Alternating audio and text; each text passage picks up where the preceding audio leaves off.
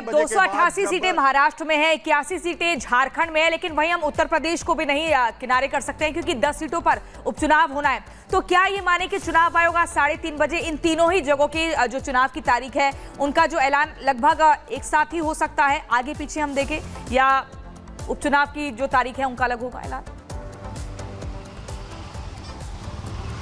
बिल्कुल, ये दो राज्यों का, झारखंड और महाराष्ट्र का तो सामना की बातें जो है वो क्लियर हैं, लेकिन जहां तक उपचुनाव की बातें हैं वो भी इलेक्शन कमीशन आज तय कर सकता है। लेकिन अभी तक जो जानकारी है उसके हिसाब से महाराष्ट्र और झारखंड के जो विधानसभा चुनाव हैं उनकी तैयारी उनको लेकर घोषणा की जाएगी। बाकी जो उपचुनाव के मामले हैं दूसरे राज्यों में 10 सीटें हैं, उत्तर प्रदेश में जो उपचुनाव की होनी है उसको लेकर के भी घोषणा की जा सकती है, लेकिन अभी उस पर ये थोड़ा इलेक्शन कमीशन के सूत्र भी खुलकर नहीं बात कर रहे हैं। तो ये उम्मीद की जा सकती है कि इस जो इलेक्शन कमीशन 10 उपचुनाव की जो यूपी में है, अन्य दूसरे राज्यों में उपचुनाव के लिए जो सीटें खाली हैं उस पर भी घोषणा कर सकता है। यही देखने वाली बात होगी। लेकिन जहां तक हमारे साथ जुड़ने के लिए, दोपहर 3:30 बजे तक का समय जिसका इंतजार करना होगा और उसके बाद चुनाव की तारीखों का ऐलान होगा। महाराष्ट्र, झारखंड, इसके अलावा उत्तर प्रदेश की 10 वो सीटें भी हो सकती हैं जिन पर उपचुनाव होना है विधानसभा का।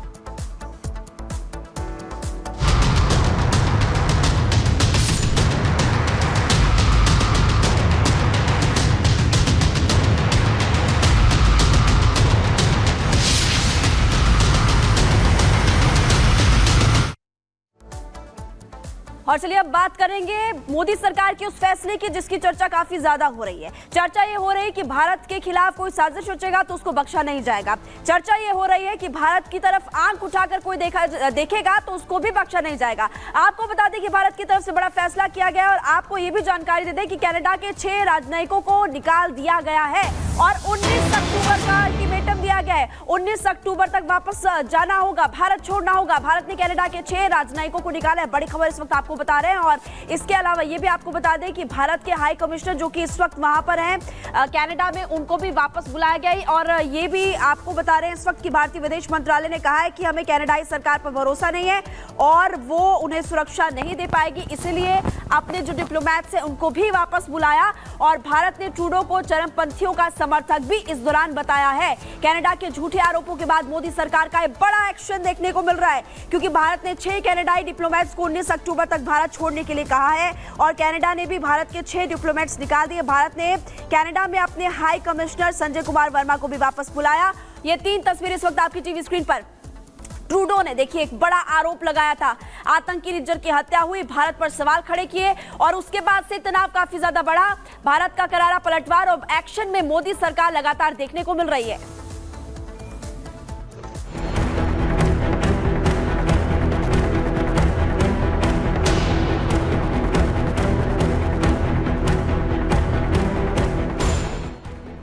कनाडा और भारत के बीच फिर बढ़ी तकरार। कनाडा के झूठ पर भारत का करारा पलटवार।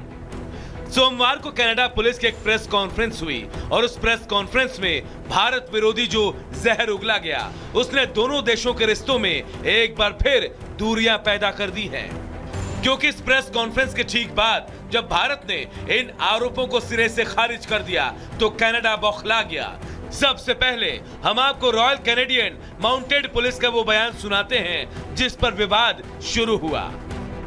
Investigations have revealed that Indian diplomats and consular officials based in Canada leveraged their official position to engage in clandestine activities such as collecting information for the government of India, either directly or through their agents, and other individuals who acted voluntarily or through coercion. Evidence also shows that a wide variety of entities in Canada and abroad have been used by agents of the government of India to collect information. Some of these individuals and businesses were coerced and threatened into working with the government of India. The information collected by the government of India is then used to target members of the South Asian community. Canada police ठीक वही बात दोहरा रही है जो कुछ समय पहले वहां के प्रधानमंत्री ट्रूडो करते थे। अगर आप इन दोनों के बयानों को सुनेंगे तो शायद ही आपको पता चलेगा। कुछ महीनों पहले ट्रूडो भी यही मंत्र जपते आ रहे थे, लेकिन इस बार भारत ने कनाडा के बयान की सिर्फ आलोचना ही नहीं की बल्कि भारत ने कड़े शब्दों में कनाडा को फटकार लगाई। भारत ने कनाडा के उच्चायुक्त को तलब किया।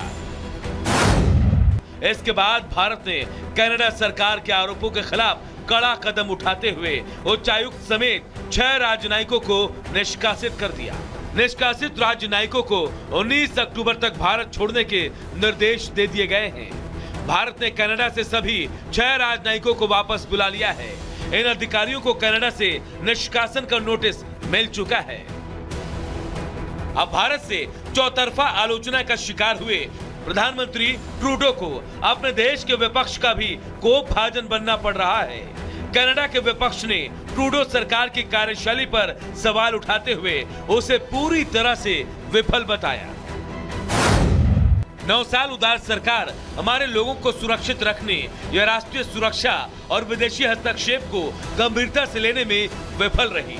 इस वजह से कनाडा इन गतिविधियों के लिए खेल का मैदान बन गया है। कनाडा के इस हवाई दावे की चर्चा दोबारा सोमवार को उठी और बात इतनी बढ़ी कि दोनों देशों को अपने राजनयिकों को वापस बुलाना पड़ा। बीते साल पीएम जस्टिन ट्रूडो ने भारत पर बिना सबूत के निज्जर की हत्या को लेकर कई आरोप लगाए थे। ट्रूडो ने दावा किया था कि भारत ने ही निज्जर को मरवाया है।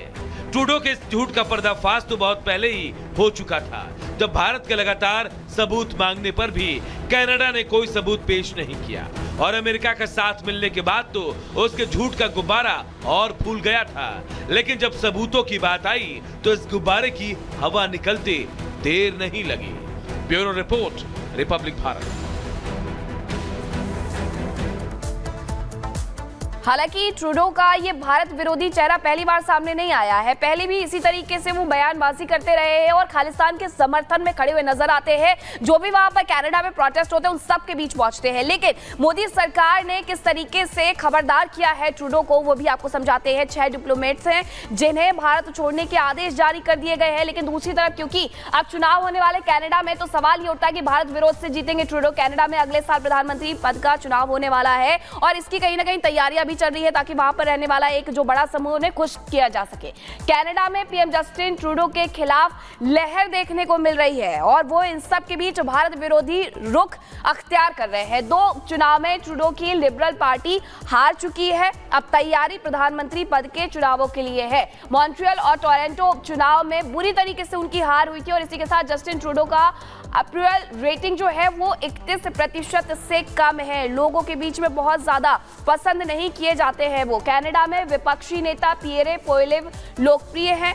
इनकी लोकप्रियता यानी जस्टिन ट्रूडो की लोकप्रियता कहीं ना कहीं घटती हुई नजर आ रही है। हार से बचने के लिए ट्रूडो की भारत विरोधी बयानबाजी जो है वो शुरू हो गई है और वही उनके जो बयान है वहां पर सुनने के लिए मिल रहे हैं। खालिस्तानी चरमपंथियों का समर्थन चाहते हैं ट्रूडो और यही वजह है कि भारत के बारे में वो अनाप शनाप बयानबाजी करते हैं। भारत विरोध से चरमपंथियों का समर्थन चाहते हैं ट्रूडो और इस तरीके से वो अपने इन चुनावों में लहर बनाते हुए नजर आना चाहते हैं। और इसी खबर पर विदेशी मामलों के जानकार रॉबिंद्र सचदेवा हमारे साथ जुड़ गए हैं। सर, जिस तरीके से हम देख रहे हैं कनाडा भारत पर बेबुनियाद आरोप लगा रहा है और बेशर्मी ऐसी है कि कोई सबूत हाथ नहीं है। लेकिन अगले साल कनाडा में प्रधानमंत्री का चुनाव है, जस्टिन ट्रूडो के खिलाफ वहां लहर दिख रही है, तो क्या भारत का विरोध करके ये चुनाव जीतेंगे? जी हाँ, डेफिनेटली। एक कारण और है, बहुत बड़ा कारण, अदर 50%। ट्रूडो एक चाइना स्कैंडल फेस कर रहे हैं बहुत बड़ा कनाडा के अंदर। 2019 में और 2021 में चाइना ने इंटरफेयर करा था इनकी इलेक्शंस में और करीब 11 एमपीज ट्रूडो की पार्टी के वाले